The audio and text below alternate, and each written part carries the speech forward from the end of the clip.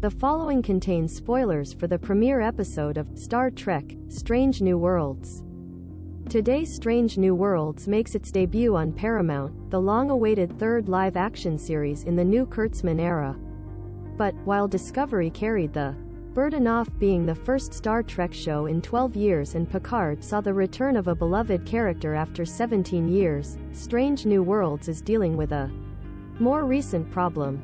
It's been billed by cast and crew alike as an answer to fan complaints about this new era of Trek, specifically as a return to more episodic storytelling. But, with its series premiere, the show also felt the need to fire another shot across the bow to fans. A return to message Trek.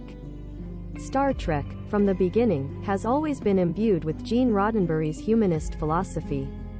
The original series was meant to depict a universe where all the nations and races of Earth had worked out their differences and traveled to the stars to meet other sentient species and overcome their differences with those groups. Many of the Enterprise's adventures with alien species were often unsubtle allegories for real-world issues.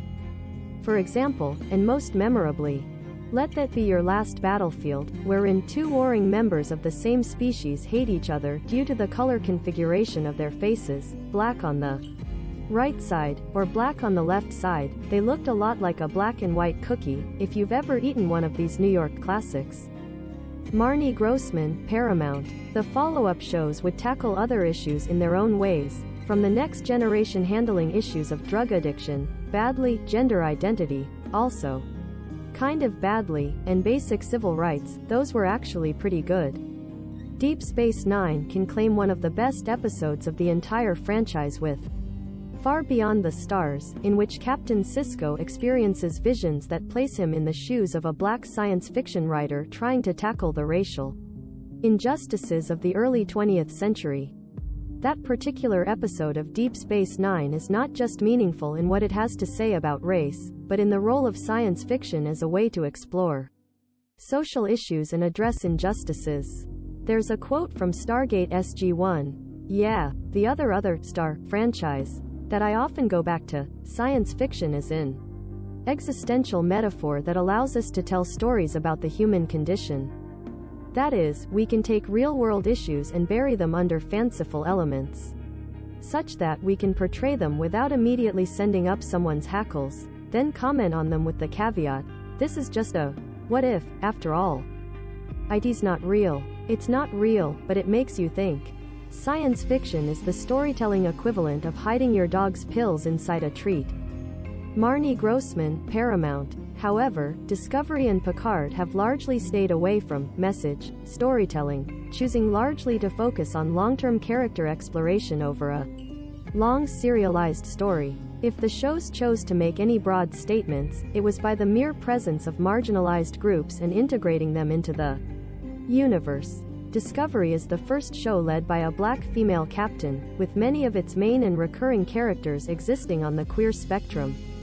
7 in Raffiare, a couple on Picard, and Lower Decks even has an asexual character. But the shows for the most part have shied away from overt messaging, even if wrapped in a science fiction coating. Strange New Worlds upends that trend in its first episode, where Pike is sent to right a first contact mission gone wrong. For those unfamiliar with the trope, the Federation always reaches out to races developing warp engine technology for the first time, to catch them before they blunder out into trouble in outer space. It's a fairly standard Star Trek plot, one that makes for a good standalone adventure to kick off a program that's been billed as an episodic show. First contact episodes are good because both the characters and audience are meeting an alien species for the first time at the same time, so there's no backstory to explain, nor are they expected to follow up. Other ships have the task of continuing diplomatic relations, as seen in Lower Decks. CBS. But in this case, the development of warp on the planet was not natural. Instead, the planet is not far from the events of Discovery at the end of Season 2 and was witness to sights and readings that led them to build a warp device, as a bomb.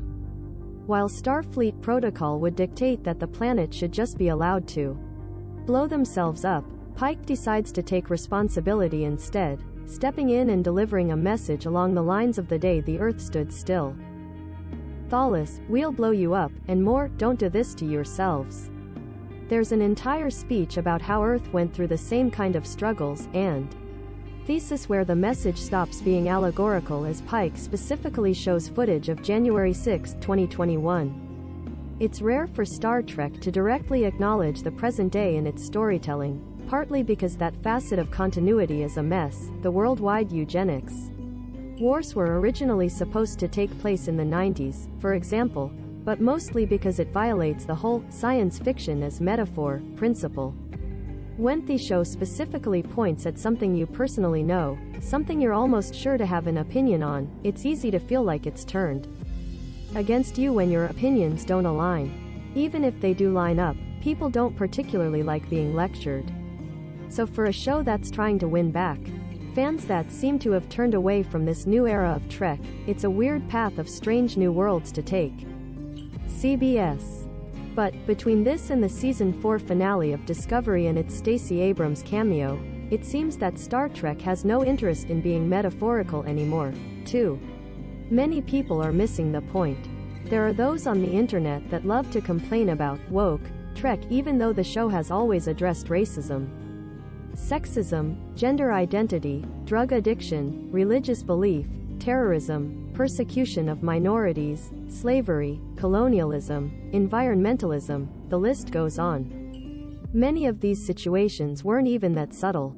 And, despite insistences to the contrary, Starfleet is a military organization.